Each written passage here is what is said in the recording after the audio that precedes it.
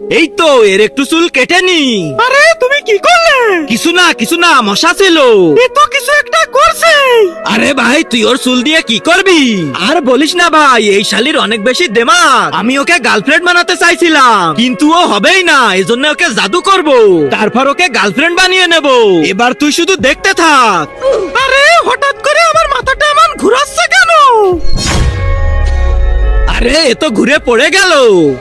এই তো কাজ হইছে, আমি ওকে বশ করে ফেলছি।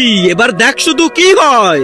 এই যে শোনো, তুমি আমার গার্লফ্রেন্ড, আমি তোমাকে যেটা বলবো তুমি সেটাই করবা। ঠিক আছে, বলো আমাকে কি করতে হবে।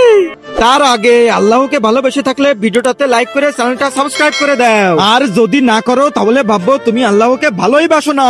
কমেন্টে বলে যাও আই লাভ আল্লাহ। তুমি এখন থেকে আমাকে অনেক ভালোবাসবা। ঠিক আছে জানেমান, আমি তোমাকে অনেক ভালোবাসি। তুমি অনেক দূরে বসেছিলে, এজন্য তোমার কাছে চলে আসলাম। কি বুঝলি ভাই? তোর জাদুটা একটু আমাকে শিখিয়ে দিবি?